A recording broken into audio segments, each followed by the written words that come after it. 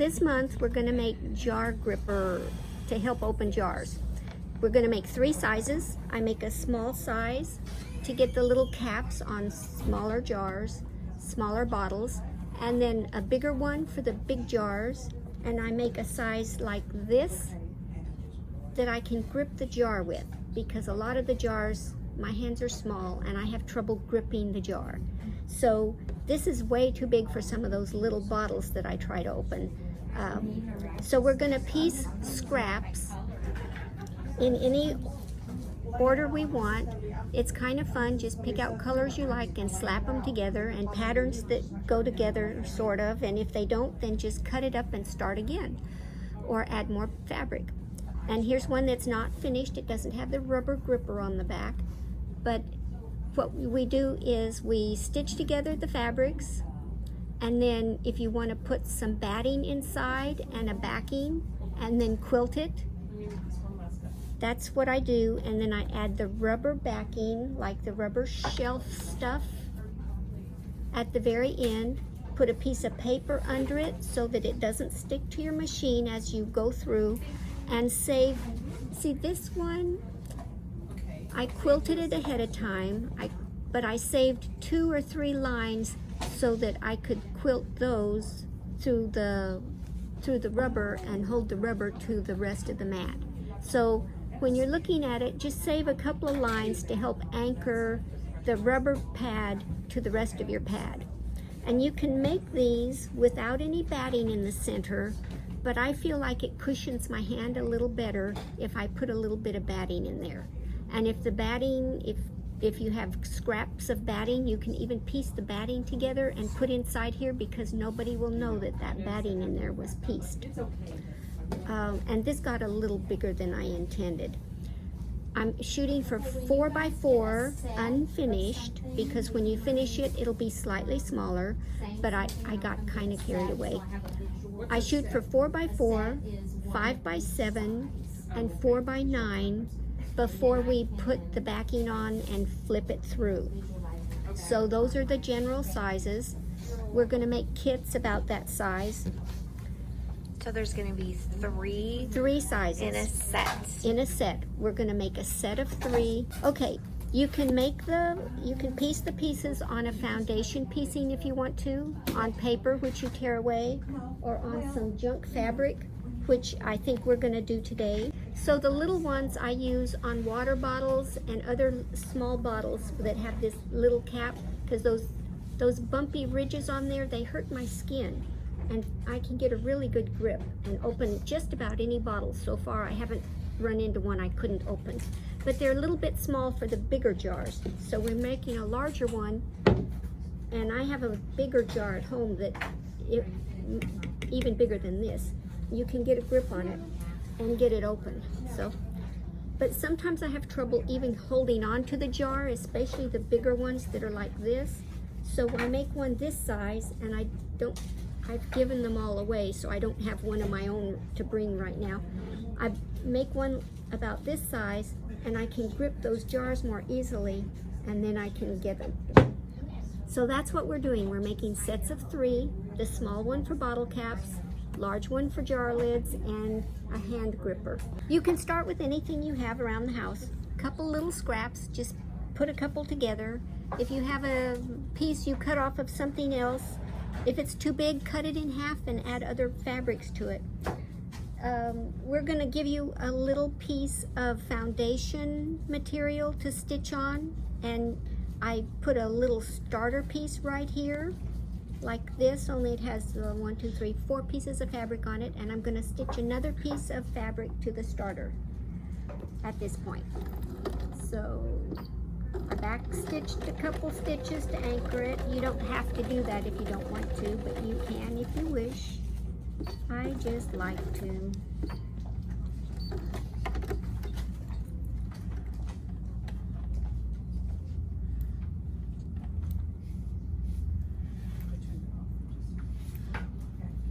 And then you open up the piece and finger press it down.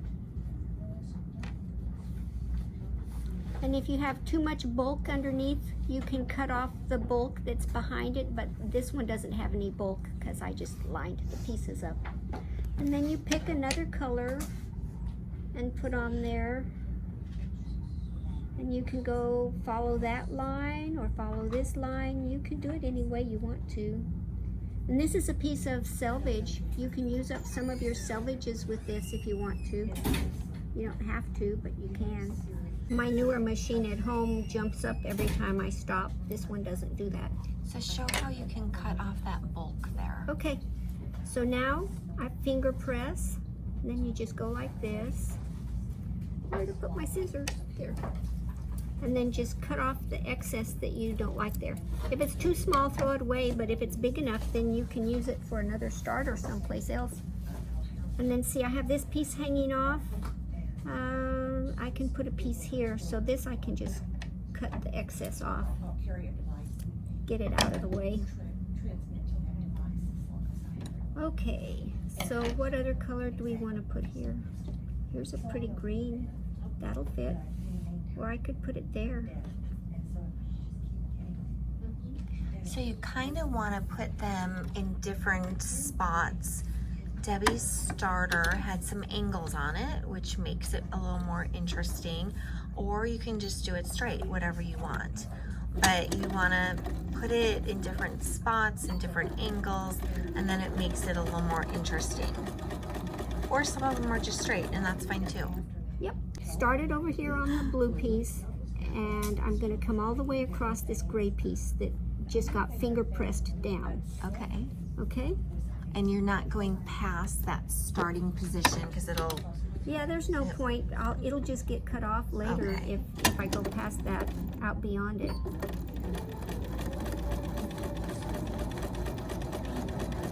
This is fun. It's for fun, so just put colors together that you, and patterns that you like. If it's not pretty, don't do it. Start a different one and do a different one. So some people call this kind of like crazy quilting, is that right? Well, it's sort of impromptu. It doesn't have a plan. When I did squares like this, I made a quilt for my sister. Yeah. My mom called it the mile a minute Yeah. quilt block. So if you know anything about that, you're just basically making like a mile a minute quilt block. Yeah, I hadn't heard that one before, but that'll work. We had a speaker come to the guild, Liz Broussard, and she was doing the just improvisational piecing, I think is what a lot of people call it. Okay. Improvisational, and she was just slapping pieces on. She had a good time. Yeah, it was so much fun making my sisters, but I did like Debbie and tried to plan out my colors and what matched, and my mom kept saying, you just grab it and sew, just grab it and sew. You're not supposed to think so much. Yep. But And I want to make sure I get to the end of the piece that's under there, but you don't have to go all the way to the end of the foundation piece. Okay. Just to the end of the fabric piece that you have underneath.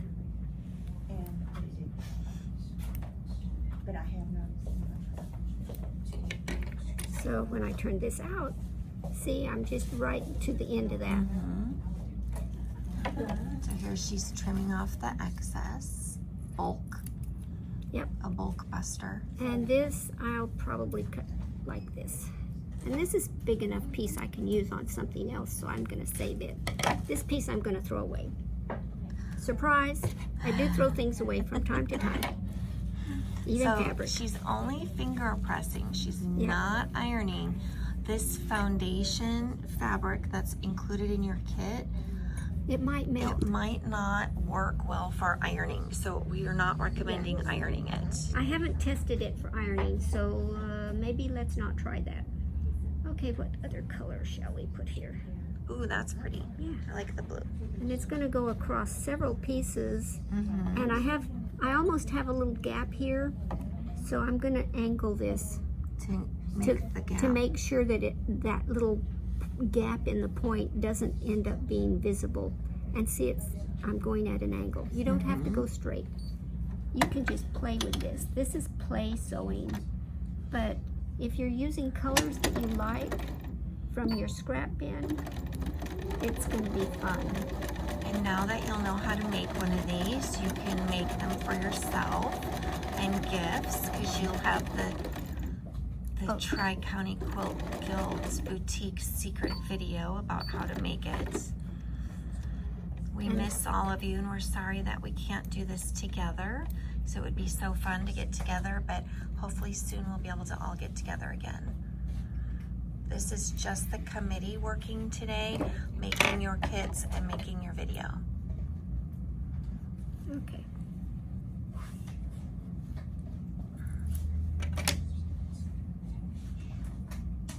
So I always think I'm using up a lot of my fabrics, but then I end up with small pieces, and I have to figure out what to do with them, darn it, because I have all these pretty little small pieces. So then I start making more beginner pieces. And you don't have to cut them exactly all the way down to the blue piece. If you have a piece of white there, you might want to cut closer to it, but I don't think it's a big deal. So when you do your, and it's okay if you cut a little hole in your foundation piece, it doesn't really matter. It's just a guide to help you get the right size. so kind of like a paper piecing paper guide. Yeah. Except this you're not going to tear off. Okay, now I have to put something here that's going to get all the way out to the edges. I'm kind of She's needing a longer piece for this one. Yeah, longer pieces. So do you sometimes do your little beginners for leaders and enders like that? Is it Bonnie Hunt? Bonnie Hunt, yeah. Little Bonnie Hunter, Bonnie Hunter does that. Yeah. Yeah. Okay.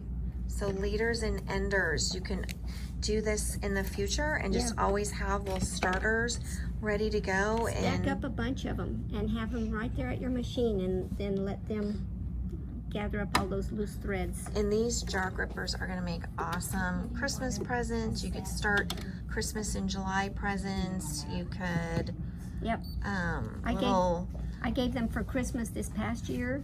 Huge hit.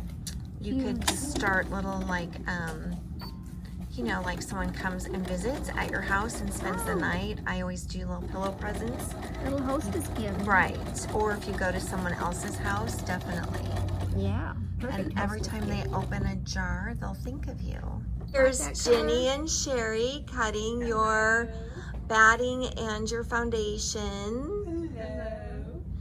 And here's Anita and Deb with your fabrics. We're all working hard to start boutique for 2022. I can't believe we're getting ready. It sounds so far away, but we all know it is gonna sneak up on us faster than we know it. Yep.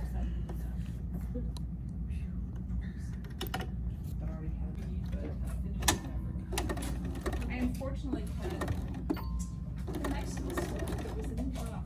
So it'd be these two extra, yeah. This one's I've stitched out beyond where the little foundation piece is, so it can be a little bit bigger. And then when you get it finished, you can sit down and square it up the size you want it to be. I guess I need one more piece there. So for those of you who don't know, Quilters Crossing's hours are 10 to 2. Okay, now that I have all of the foundation stuff covered, I would probably press this with an iron and then square it off at around 4 inches. I got carried away a little bit and I kind of went outside the size that I needed.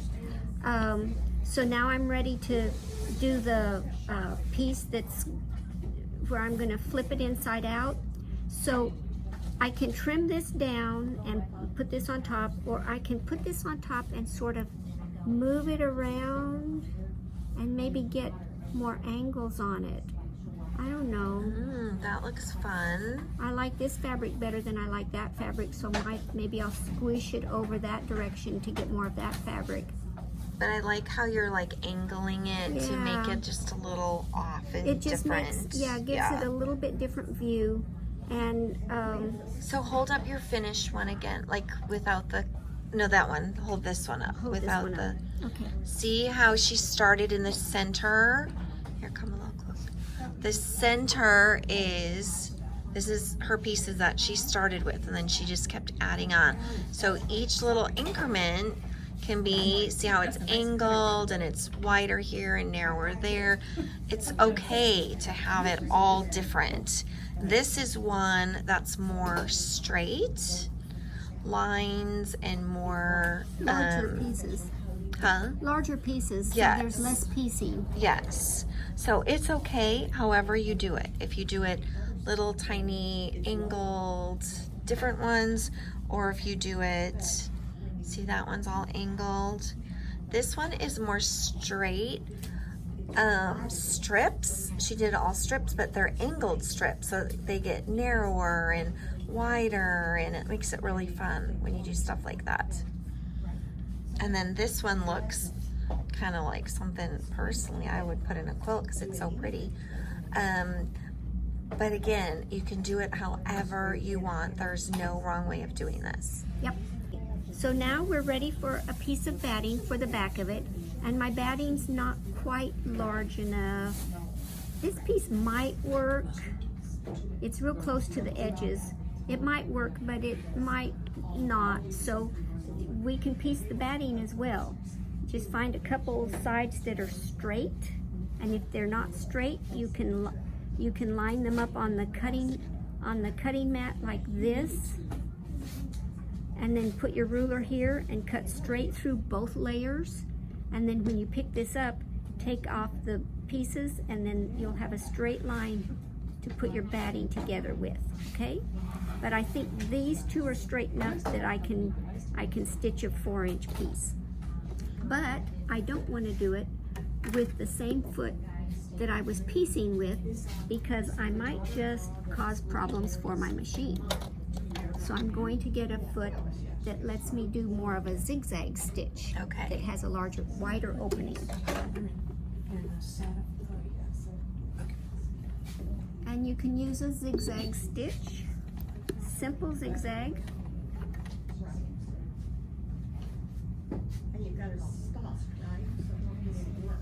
And I often use the foot that has the little blade in between when I'm doing this, because that will let you, oh, I need the wider zigzag. I have it set up for an applique situation. You don't want that. You want the widest zigzag you can get.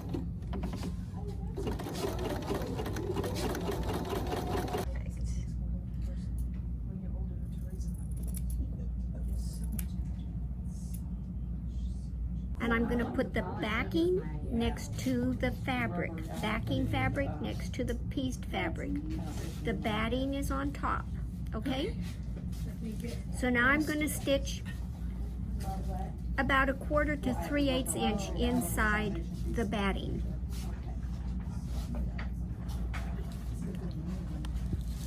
And I'm going to make sure, oops, I better put it back on straight stitch.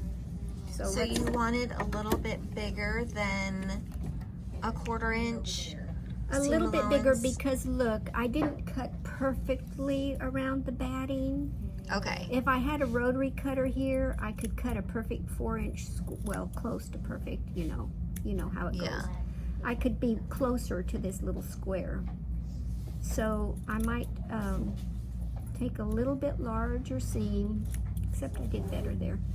And if it doesn't end up being exactly the 4-inch by 4-inch, but it's close, it is totally okay. This is not a perfection type product. Right, it doesn't have to be perfect. And and since we're starting with a 4-inch square and a 4-inch square here, it's going to be 3.5 or a little bit under anyway, so it's not a big deal. So I'm putting this back on fabric side to fabric side. Batting's on top. And I switched back to a straight stitch on the sewing machine. Remember to do that. And I'm going to secure my stitches by going backwards a few and then forward, because this is going to be the opening where we're gonna flip the fabric through. Also, I want to be able to remember to stop when I get over here, so usually I would put a mark there. I don't have a marking pin out right handy, so I'm going to put a pin here to remind me that I want to stop when I get back over here. So this pin doesn't want to puncture the fabric. There.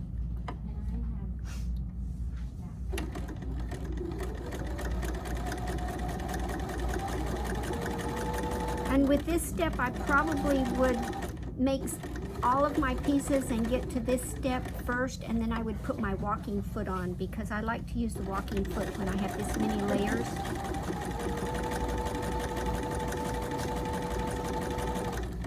For the longer piece and the larger piece, I might glue them together so that they would be more secure and not slip around.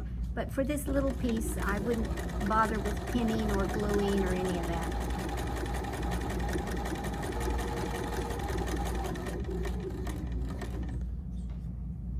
Okay, so this is where I'm going to sew a little ways. What would you glue together? Just the edge? The edges, so they don't slip around. Okay. Yeah, just the edges inside the seam allowance, not on the main part of the fabric. Okay, I just wanted to clarify that. Yeah, that's probably best that you did. And then secure the edges so that when you flip this under, it your stitching doesn't come undone. You can come around here and trim off all this loose edges. You don't really have to if you don't want to, but you can.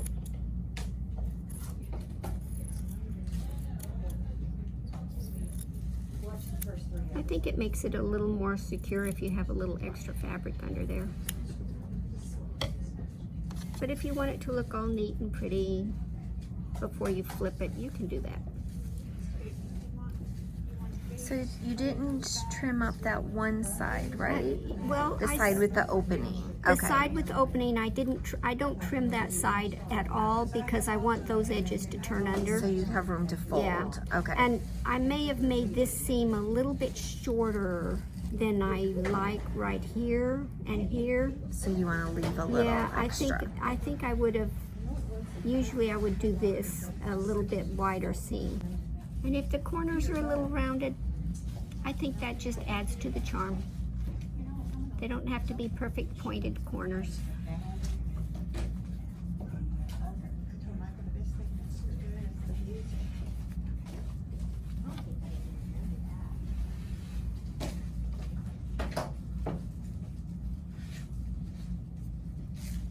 So this is where she left that little bit longer. This is where fabric, so she can fold it in. I can tuck it in. And here I would probably put a bead of glue and hold it in place, and then I would stitch it down. And it might help if you pressed it. Oh, and she's using Elmer. I like Elmer. For those of you who were at Quilt Guild when the lady talked about her friend Elmer, here you go. Here's one application for it.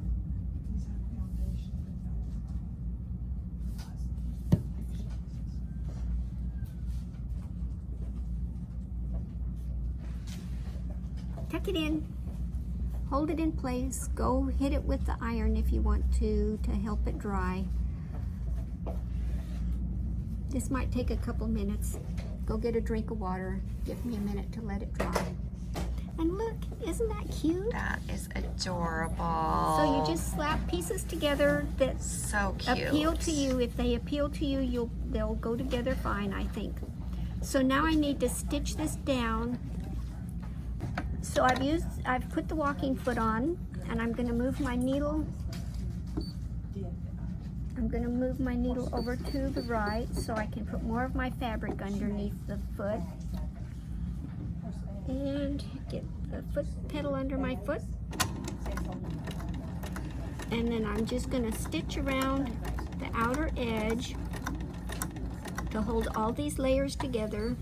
You're doing great teaching us how to do this. I think she's got a future in teaching crafting and quilting classes. Oh boy. Okay, so I've overlapped the stitches a bit.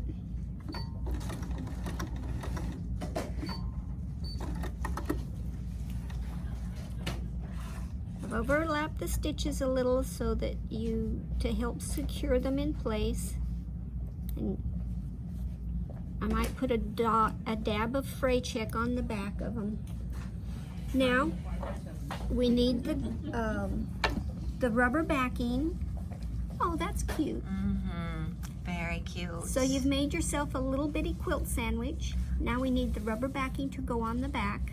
So with the bigger ones, would you now quilt it? Yes. But And because this it's one, so little, we're not going to. this one's little, so it's up to you. We can quilt it a little bit. Next step, when you reach here, sometimes you can put a row of decorative stitching if you want to, with some pretty thread. I didn't bring a lot of pretty thread with me, but I think if I were at home and doing this, I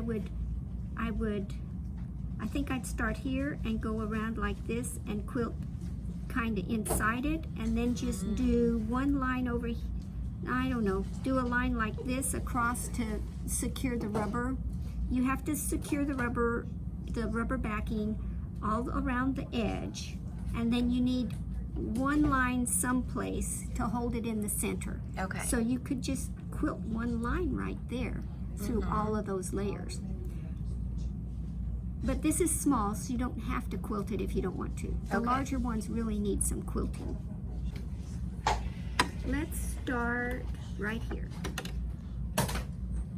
I'm gonna secure my stitches by going backwards. Oh, I've got the needle all the way over to the right, so that messed me up a little. I thought I was in the middle of this. Now I'm committed to staying over there on the edge. But only for that row. Now I'm gonna cancel my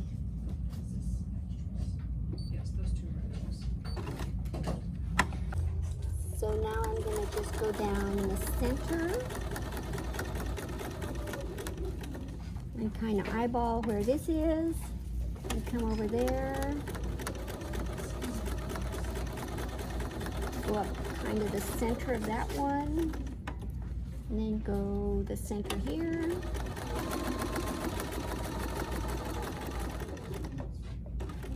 To the middle of there. So we're just doing some quick, easy, Just a free motion, or free hands, no rulers, no measuring, just quick, easy, fun little quilting on it. And just a little bit. You don't have to do a lot. Just whatever looks fun. So there, it's quilted a little bit. Very cute. And now we'll put the backing on it, and we'll do a couple more stitches so that it'll hold the backing in the center, and then we'll stitch around the edges, of course. Okay, hold up that back for a second. Hold this up, The back side. the back. This is her quilting she put on it so far. Okay. Okay, so now the rubber is cut a little bit larger than our sample. So what I do at home is I put it about like this, and then I trim it off so that it's a little bit smaller than the piece we're going to stitch it to.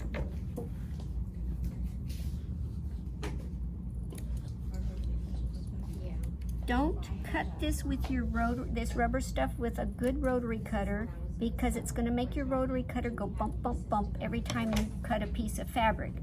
So see how that rubber piece now fits inside our other piece. And since I have the walking foot on, I'm going to stitch it upside down and make sure I catch the edges here. And that way You could put a piece of paper on here to keep the foot from sticking, but if you're using a walking foot, it'll work. So if you do the piece of paper, you would do it underneath? Underneath. If you're gonna stitch it this way, you need a piece of paper so that this will move through your machine. And then do you just pull the paper off when you're done? When you're finished, you take the paper off as if you had been paper piecing. But I'm gonna do it this way. And again, this is what a finished one looks like. You can see it's just barely Just inside the edge, just barely. And sometimes those were bigger and they hung off, and then I folded it over to the stitching and trimmed it off.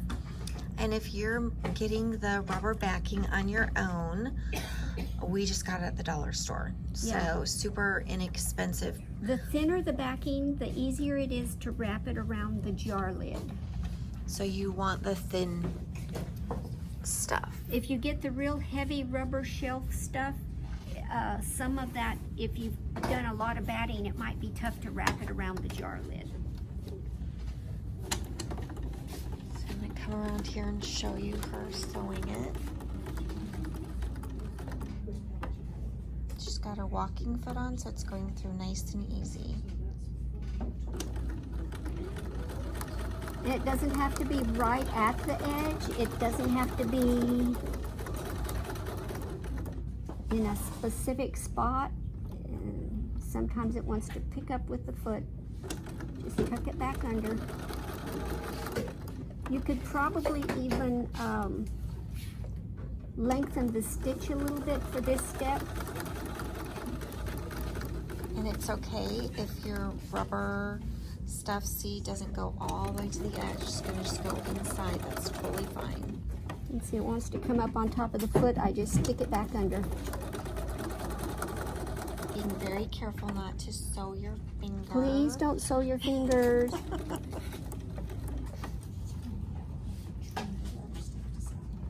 She just stayed there.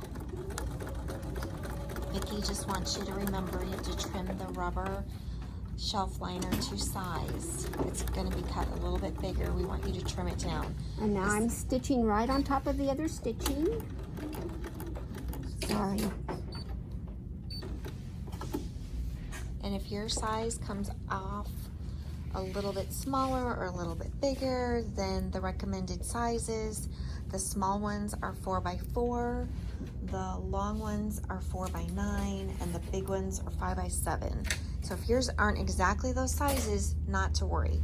No one's gonna get a ruler out when they're buying these to make sure they're all the same size, so it's okay.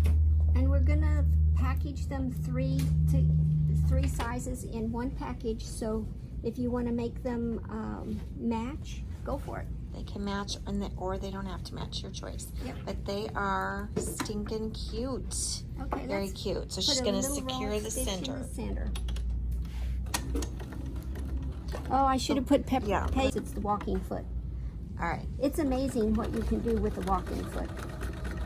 So she found she did not have to put that piece of paper underneath. But it is kind of sticking, and I'm having to help sort of let it move along a little bit. It would be better if the paper were under there. So if you remember that paper part, great. If not, you might just have to help move it along. Yeah, it tried to hang up a couple times. But don't move it so firmly that you throw your timing off. Just go with the machine. On the back, you can kind of see that little square where I stitched it down. But on the front, it just looks like more quilting. Very cute. So cute, cute, cute, cute. All right, thanks Debbie for the great tutorial. You're welcome. If you have any questions, just email Vicki or I, and we'll have Debbie get back to you too. Because she's the expert of the month on the committee. Thanks Thank for you. watching, and thanks for helping us make products to sell at the boutique. Last fun. quilt show was a huge success at the boutique, and we had so much fun making the supplies or the products and selling them. And people enjoyed buying them. Yes, so thank you. Thanks for your help. We greatly appreciate it. Bye.